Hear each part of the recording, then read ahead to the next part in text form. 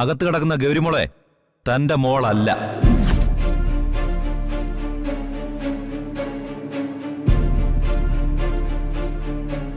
അത് ഗോകുലിന്റെയും ഇസബല്ലയുടെയും മകളാണ്. മര്യാദകൾ പറയരുത്. ഹോസ്പിറ്റലിലേക്ക് ഒന്ന് വേഗം വരുമോ? ഒരു പ്രശ്നമുണ്ട്. സച്ചേട്ടൻ മോളെ കാണാനായിട്ട് വന്നിട്ടുണ്ട്. ഐസിയുനകത്ത് കയറി പോയിരിക്കുക. ഒന്ന് വേഗം വാ.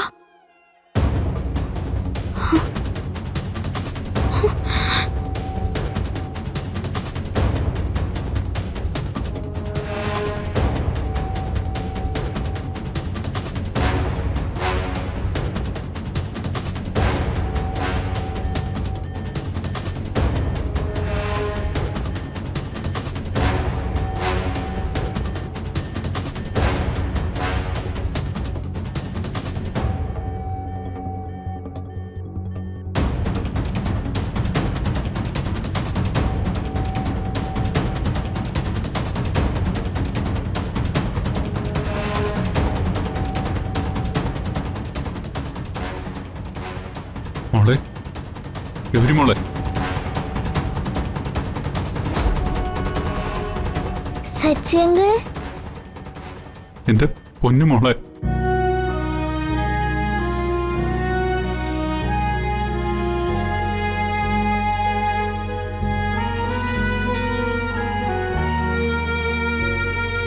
അങ്കിൾ എപ്പോഴാ വന്നേ? ഞാനിപ്പോ വിവരം അറിഞ്ഞപ്പോ തന്നെ ഓടി വരുമായിരുന്നു എന്റെ മോളെ കാണാൻ.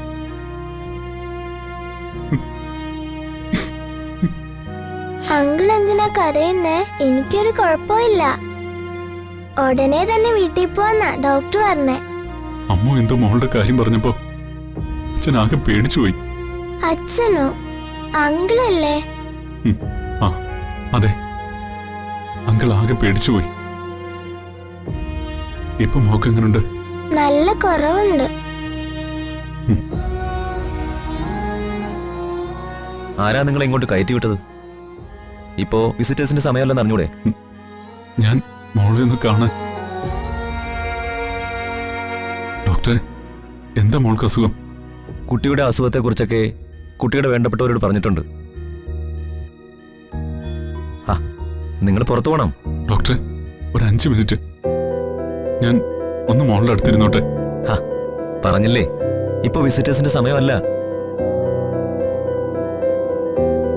നിങ്ങൾ പുറത്തേക്ക് പോണം.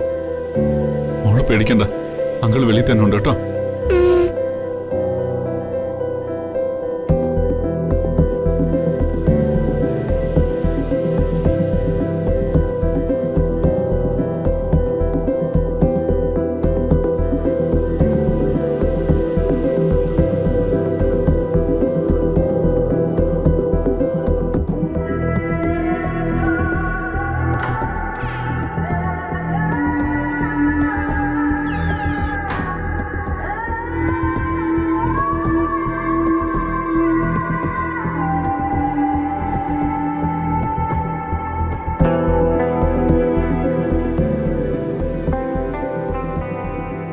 ഞാൻ എന്റെ മോളെ കണ്ടു.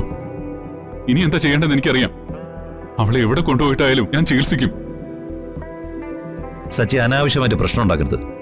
ഞാനാണോ പ്രശ്നക്കാരൻ? എന്റെ ജീവിതം മുഴുവൻ വലിയ പ്രശ്നമാക്കി തീർത്തത് നിങ്ങൾ എല്ലാരും കൂടി ചേർന്നല്ലേ?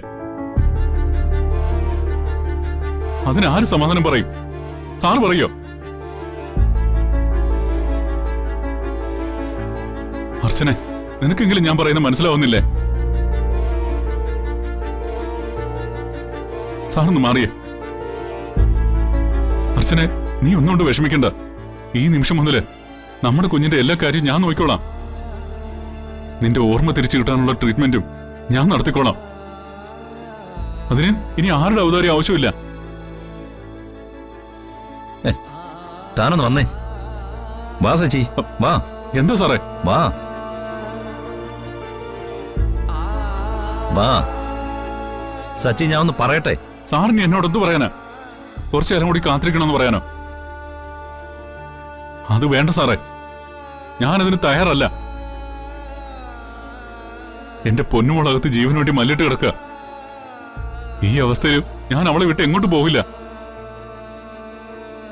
എടാ ഗോകുൽ ഇങ്ങോട്ട് വന്നുള്ള കാര്യം എന്താവുന്ന് തനിക്കറിയാവോ?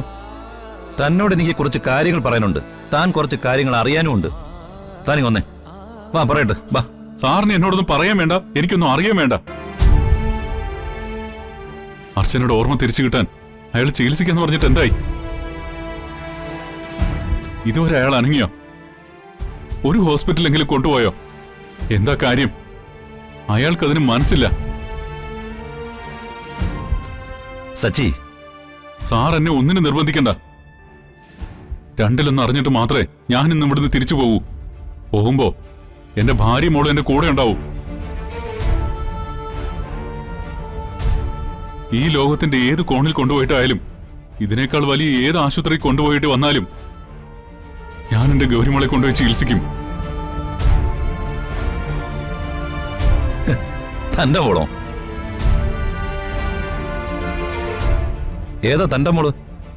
ആ അകത്ത് വയ്യ നടക്കുന്ന ഗൗരിമോളോ? ആ കുഞ്ഞും താനുമായിട്ട് യാതൊരു ബന്ധവുമില്ല. സാറേ, അനാവശ്യം പറയരുത്. എന്റെ കുഞ്ഞും ഞാനുമായിട്ട് ഒരു ബന്ധമില്ലെന്നൊക്കെ പറഞ്ഞാ എനിക്കത് സഹിക്കാൻ കഴിയില്ല.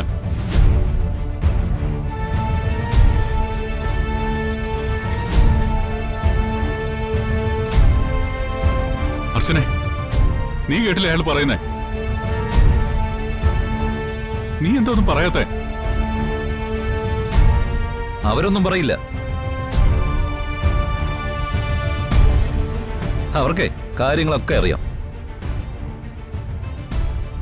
സത്യങ്ങളൊക്കെ അവരെന്നേ അറിഞ്ഞു കഴിഞ്ഞു. എന്ത് സത്യം? വെറുതെ കള്ളം പറഞ്ഞ് എന്നെ ഒഴിവാക്കാൻ നോക്കണ്ട. എനിക്ക് കള്ളം പറയേണ്ട യാതൊരു ആവശ്യമില്ല. ഞാൻ ഇവരോട് പറഞ്ഞതും ഇപ്പൊ തന്നോട് പറയാൻ പോകുന്നതും 100% സത്യമാണ്.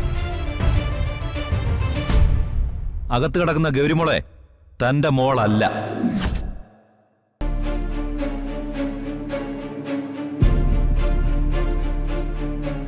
അത് ഗോകുലിന്റെയും ഇസബല്ലയുടെയും മകളാണ്. മര്യാദകേട് പറയരുത്. ഇത്രയും കാലം എന്റെ ജീവിതം തകർത്തിട്ട് ഇപ്പൊ എന്റെ ഭാര്യയിൽ നിന്നും മകളിൽ നിന്നും എന്നെ അകറ്റാൻ പുതിയ കഥയും കൊണ്ടിറങ്ങിയിരിക്കുകയാണോ? അർച്ചനെ, അർച്ചനെ, സച്ചി, മര്യാദയ്ക്ക് ഞാൻ പറയുന്നത് കേക്ക്. ഗൗരി മോള് നിന്റെ അർച്ചനയും മോളല്ല. അവള് ഗോകുലിന്റെയും ഇസബല്ലയുടെയും മകളാണ്. അന്ന് ഗോകുലിന്റെ കാറിന്റെ മുന്നിൽപ്പെട്ട് അർച്ചനയ്ക്ക് അപകടം സംഭവിക്കുന്ന സമയത്ത് അർച്ചനയുടെ കയ്യിലുണ്ടായിരുന്ന കുഞ്ഞ് എങ്ങോട്ടോ തെറിച്ചുപോയി. ബോധം കെട്ട് കിടന്ന അർച്ചനയെ മാത്രമാണ് ഗോകുൽ ആശുപത്രിയിൽ എത്തിച്ചത്.